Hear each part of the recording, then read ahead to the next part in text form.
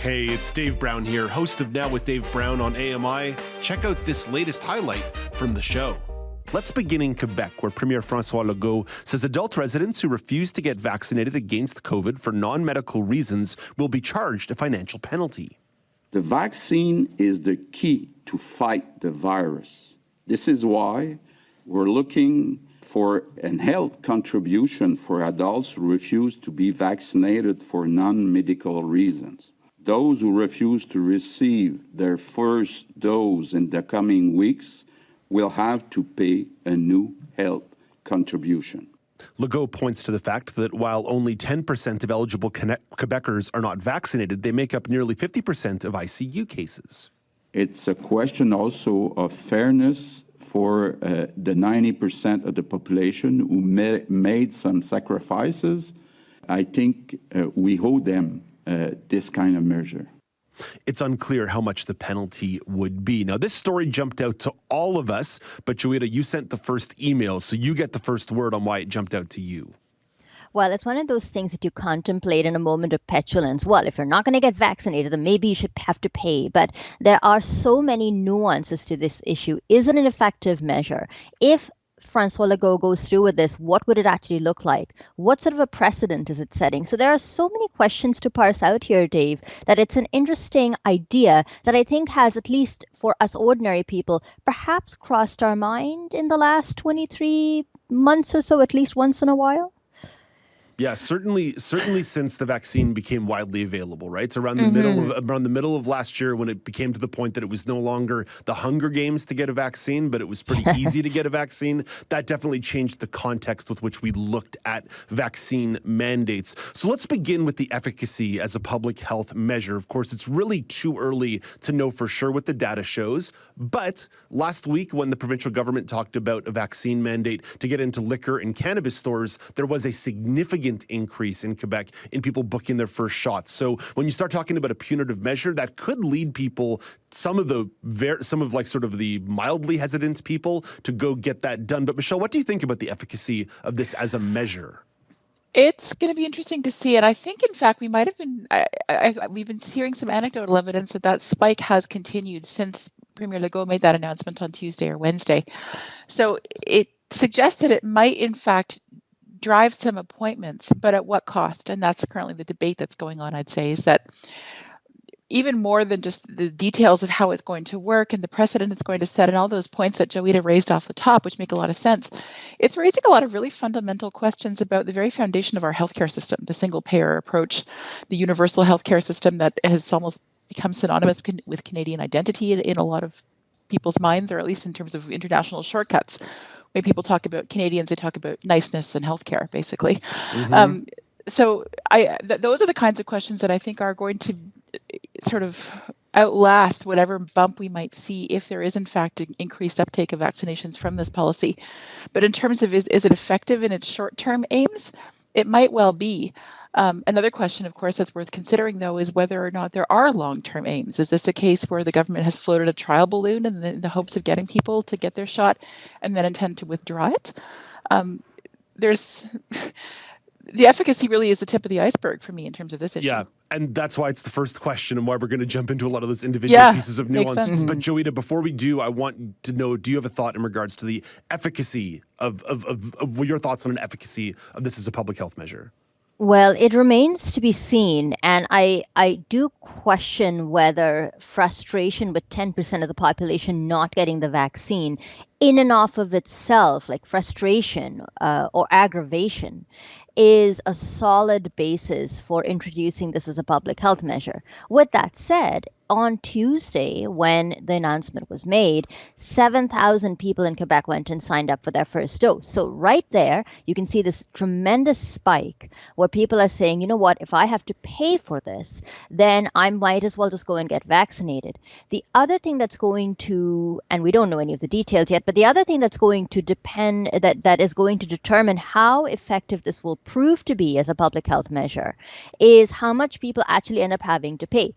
So, in his remark, Legault said that $50 to $100 is not going to be a lot of money for him. And perhaps if that was the amount, that was the extent of the financial penalty, people are going to say, yeah, whatever, I don't care if I have to fork over $50, because the 10% who are still unvaccinated are pretty adamant about their point of view. However, if the penalties start to get into hundreds, if not $1,000, then we're having a very different conversation. And I think that is going to determine the rate of compliance if they, in fact, go through with this. Okay, I also want to talk about that too. And in fact, Joeita, you just mentioned it. So let's actually jump ahead to that question in regards to what the number could be. Let's say Quebec goes ahead with this. What does that number look like? What's the number that actually makes this a hit to the pocket that could increase the efficacy? And then the follow-up question is, should this be a flat tax or a progressive tax? And Joeita, you raised it, so I'm going to bounce the ball right back to you.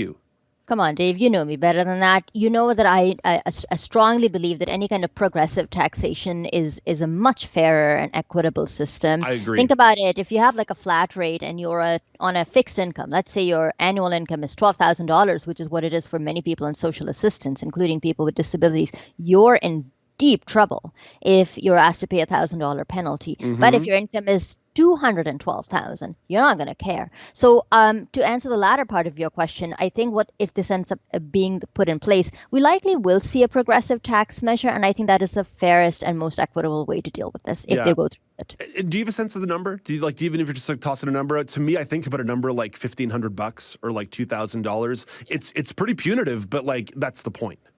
Well, I think it's going to be a percentage, like it's some kind of a progressive number, but I don't really have anything specific in mind, to be perfectly honest with you. I'll leave that to economists and tax people. Leave that to the bureaucrats and the economists. Michelle, any sense of what the number might be and whether or not it should be a progressive or a flat tax? It won't surprise either of you to know that I agree with it all. I also suspect a progressive taxation system or a progressive type of fine would be more equitable.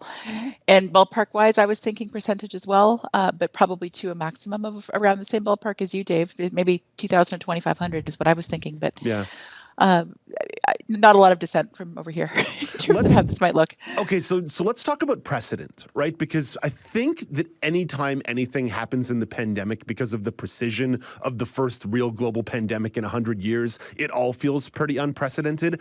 I don't know that I necessarily buy this as a concept of unprecedented, though, because we openly tax tobacco, we openly tax liquor, we even to renew your driver's license or get your car registration every year, you pay a tax to do that based on the potential dangers posed by the thing that you do, right? When you buy alcohol, you pay a tax, not just because of the health damage you might do to yourself, but because you might kill someone drunk driving. It might require ambulances, police officers, firefighters, health system. There's all kinds of things we already pay into in regard to the precedent. So Joeita, you raised the idea of precedent. Do you think perhaps the way this has been covered and chatted about as totally unprecedented might actually miss the mark a little bit and might fail to put this into a better context? The answer to that is it is and it isn't unprecedented. I think you raised the fact that we have had a number of these quote unquote sin taxes. So we've had taxes on gambling, on tobacco, and alcohol.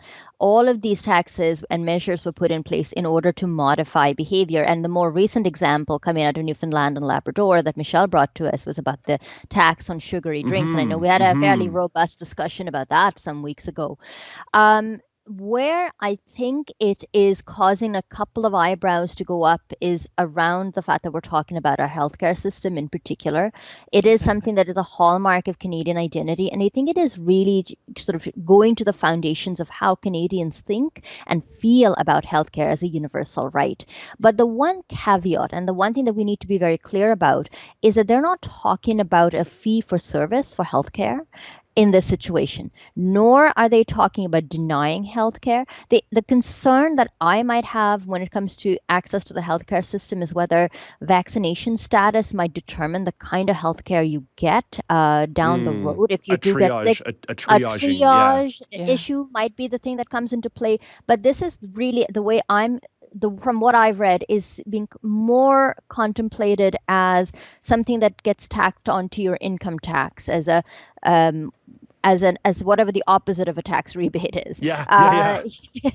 So it's not really denying you access to the healthcare system, but it is unprecedented in the sense that it does get me thinking about, okay, so what else are you going to start? What other kinds of behavior are you going to start penalizing people for? Right now we're talking about vaccines, and it's 10% of the population and 90% of the that's unvaccinated, and the other 90% in Quebec is vaccinated. So you would be fair to say that perhaps they would be more or less in support of this measure. But then where do we go next? Do we impose some kind of a penalty on people who are overweight because their obesity has become a major public health issue?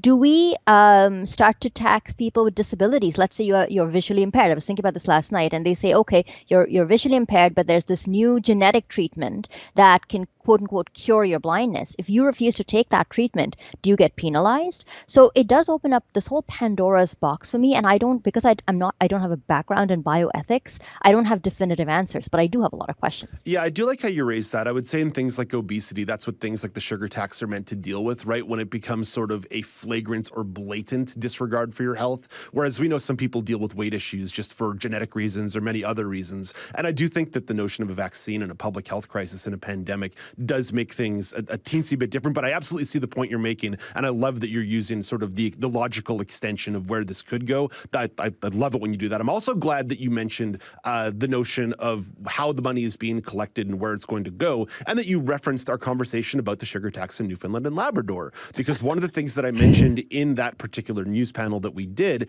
is that I would like to see these kinds of taxes having direct impact on the affected sector. So I would like to see a direct correlation between this money being collected and hiring nurses, building hospitals, more hospital beds. I need to see a precision spending of this money, not just going into the government coffers and like spending more money on a Francophonie festival. That's what I need to see in regards to this money being spent. And we're going to get to other provinces in a second, but I do want to mention that Quebec does have a little more freedom on this in that they do have their own bureaucratic tax infrastructure. They have Revenue Quebec. The other provinces just deal through Revenue Canada with their tax collection and tax codes. So it is important to note that Quebec has the ability to kind of institute this on their own without necessarily getting federal buy-in and involving federal bureaucracies. Sorry, just a thought that I wanted to bring in there. But Michelle, in regards to the precedent and the precedents, do you have any thoughts on where this may lead us? Yeah, honestly, Joeita's covered a lot of the ground I was wanting to raise. In terms of precedent, the similar taxes that occurred to me were the tobacco tax, the fact that taxation has greatly increased, all presented as a deterrent. There's been no effort to hide that. Another one that occurs to me now too is, and this is where I'm hesitant to come out with a firm position because I'm not in possession of all the facts for all the provinces. But there are some parents, for instance, who have faced punitive measures for not getting their kids certain vaccines, and then they haven't been able to attend school or whatnot. So we've seen that kind of thing before. That's the kind of precedent that I think is concerning and definitely has a lot of bioethicists concerned. Joeita said she didn't have a background in that field, nor do I. But those that do have largely come out in opposition to this measure, assuming it even goes through. And this is my sort of cynical side coming out here, is that I really wonder if they're ever going to go through with it. It was announced early this week, but this government and several others throughout the pandemic, but this one in particular, has reversed measures before. There have been several things that have been walked back. If their short-term aim was just to drive the numbers up, it's entirely possible that an announcement like this might get made and then never fully executed. If they do, though, Dave, I share your view on targeted spending, largely because Premier Legault has himself tied this measure specifically to hospitalization levels. He's saying that it's not fair for the unvaccinated to carry the burden and to do the right thing and abide by the measures when it's more than half of the unvaccinated who are in hospitals now with in the ICU. The numbers in that province are going way up. So I would like to see that kind of targeted approach if the measure goes through, but I honestly have my doubts as to whether or not it will. Yeah, that's something we see typically more in America. Like, for example, cannabis legalization in Colorado was directly tied to education funding. But again, I think that does create a nice template for what could be done. Michelle, you mentioned the trial balloon side of this, and I definitely have that question and thought written down as well. You mentioned the staring contest that Quebec had with health workers in the fall, saying, if you don't all get vaccinated by November the 1st, we're going to fire you. And then on October 31st, they were like, well, You know what? You know what? How about that? It's going to cause our system to collapse if you Exactly. don't. Now, in the end, they'd call that a victory because a bunch of people did go out and get their shots. And they said, we got more people on board. But, Joeita, is there a level of diminishing returns on that strategy? Perhaps. I mean, remember with the healthcare situation, there was a genuine concern that if people didn't get vaccinated, they might be forced to roll back the amount of service they could provide. They might have to close hospitals. In this measure, the strategy of launching these trial balloons is actually not that unusual for governments. They'll, for lack of a better word, they'll put something out there, and then if there's opposition to it, then they often back off. That's actually pretty commonplace. So in the this Ontario instance, government would never ever do a trial balloon as a policy idea. But my point remains that in this particular instance, it is a slightly different situation, and we can already see that it has been effective, at least in terms of that jump in the number of people getting vaccinated just as soon as the announcement was made. So they may not actually end up going through with it, but it may have served the intended purpose, as it were. No need for too long an answer on this one, guys. But I did have the thought that whether it be the curfews, the proof of vaccination at cannabis and liquor stores, and now other potentially big box stores, when I think about the Quebec government, at the very least, are they the government that seems to be willing to throw the most spaghetti against the wall when it comes to COVID policy, Joeita? It may be. I mean, bear in mind that the CAQ is actually quite a popular government, so they can kind of get away with things a bit more. Plus, they are approaching an election, so they do want to quote unquote look tough. With that said, for the life of me, and I'm not an epidemiologist, but for the life of me, I have not been able to figure out how a curfew is supposed to curtail COVID-19. Does it just stop being effective as a virus after 11 p.m. or something? Like, what is going on there? So, yes, to answer your question briefly, yeah, I think they probably have thrown the most spaghetti at the wall. Michelle, could there be a photoshopped image of Premier Legault literally throwing pasta at a wall based on the way he's handled the pandemic? Put it this way, he's definitely emerged as the premier who's been most bold in his pandemic assertions and plans. And I think that, the memory of the promises he makes will outlast any kind of reversal that might have taken place. So yes, I'd say he's definitely not only throwing the most at the wall and letting some of it stick, but building a reputation for toughness and boldness in doing so. Within hours of this announcement on Tuesday, news stories were already running in regards to people making an argument about this policy in regards to a vaccination tax, that it's an equity argument. It's going to impact marginalized people who have suffered more in the pandemic than anybody else. I really don't buy that argument. I think a lot of equity arguments could be made during the initial vaccine rollout, when it was super difficult to book an appointment, when there were long lineups, when there weren't just walk-in clinics available whenever, there weren't as many outreach programs. So I think that a year ago, I was very open to equity arguments in regards to marginalized people. I think the idea that you can walk into any pharmacy and get a shot these days kind of leaves me a little more leery of the equity argument. Joeita, what do you make of the equity argument, and do we need to be a little bit careful when people start ringing the equity bell? Yeah, I don't think it makes much sense to make that argument in this situation, unless, of course, we sort of go back to our previous conversation about a progressive versus flat tax. That's the one place where the equity argument does come into play. But in general, it does not. In fact, I'd read some research when I'd done a show on vaccines for the Pulse. I want to say about a year or 2 years ago now. Wow, time really does fly. Time is a flat circle during the pandemic. But one of the things that was interesting in that research was that this was for childhood vaccinations. The bulk of people who had refused vaccinations for their kids, childhood vaccines, were actually white, middle class, college educated people. So not your typical equity seeking groups at all. In fact, I'll even make the reverse argument and say that the people who are hurt by people remaining unvaccinated and crowding the ICUs in the numbers that they are in fact those people from equity seeking communities who maybe are not getting access to routine healthcare, or for whom elective surgeries are being postponed. Just this morning, I was listening to the radio and I heard a story about a woman with stage 4 colon cancer whose surgeries postponed for the second time in a row. So it's hurting people in equity-seeking groups, but when we don't get this vaccine situation under control. Yeah, I don't want people to listen to my last statement and say, Dave Brown doesn't believe marginalized people were impacted in an inequitable way from the pandemic. Oh, they were, but this is not the time to ring the equity bell. Michelle, I know we always have to be careful when we kind of maybe oppose the notion of equity arguments, but do we have to be careful, and what do you make of that equity argument of when we're going to ring that bell as a mainstream notion?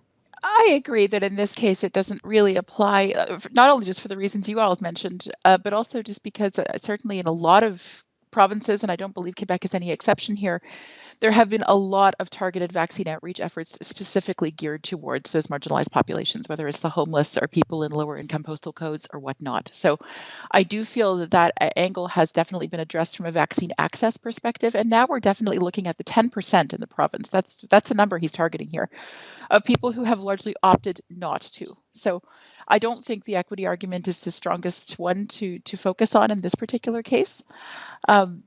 The more interesting ones, though, have to do, I think, with the longer term implications that we've already discussed at some length. And if the precedents that are established there might indeed have some harm for equity seeking groups down the road. Michelle, I just played a clip from Blaine Higgs in the first segment of the show, the Premier of New Brunswick, who says now that province is thinking about a vaccine mandate, a stronger vaccine mandate. Do you think this is going to change the pressure on other provinces, or at the very least turn up the tint on the lenses in the way in which other provinces are going to be looking at Quebec and vaccine mandates? Honestly, I suspect the other provinces are grateful to Premier Legault for going first and putting that idea out there. They can now sit back, engage the backlash, see how the reaction went down, maybe do some assessment as to whether or not it's a viable measure if they go ahead and do that. You'll notice, you mentioned the curfew. Quebec is the only province to have implemented that measure. The other provinces all benefited from watching that experiment. None of them chose to follow through. But in terms of stronger vaccine mandates, between Legault's actions and some comments from Jean-Yves Duclos last week, too, saying that provinces might be asked to impose more of a strong mandate, I do think we're going to hear more talk of that increasing, but a lot of it has to do, I suspect, with how the rest of the Omicron wave plays out. Mm-hmm. We might have been hearing a bit more urgent talk about this a couple of weeks ago, although things are far from okay now. There's questions about whether or not this particular wave has peaked. And I think maybe once there's a bit of a consensus on whether or not it has, or if things are still going to deteriorate further, that might spur some further action. But I don't know if we're going to see a lot in terms of actual concrete steps in the next little bit. Yeah, active cases have dropped about 10% during the course of the week, but we also know provinces have changed the way they're testing. They're testing less, so you might actually just sort of naturally see the way that number might drop. Joeita, do you think this is going to impact other provinces in the way they look at vaccine mandates? No doubt they're following it very closely, and I agree with Michelle. I think it's going to depend on how the Omicron wave plays out, and the impact on our hospital sector in particular is what people are really looking to observe in the next little while. I know that I believe Ontario hasn't really wanted to go through with something like this, nor has Alberta or Manitoba. So I don't see any other provinces, to the best of my knowledge, making any noise saying that they will implement something similar as what's been put on the table in Quebec. Remember that Justin Trudeau talked about creating incentives, so putting in place maybe measures that are favorable to people who have been vaccinated rather than bringing in things that are punitive in nature. And there might be constitutional reasons for wanting to put in incentives rather than penalties. So maybe the conversation is going to also include some discussion about whether and to what extent some kind of an incentive measure might be effective here as well to try and get people to get vaccinated if they haven't, some sort of an inducement. As soon as this story broke on Tuesday, I knew we were going to take a very close look at this. And guys, thank you for really running a long lap with me on this one. I appreciate it. Do you want to dive into more conversations like this? Watch Now with Dave Brown weekdays at 9 a.m. Eastern on AMI TV, or download the podcasts wherever you listen.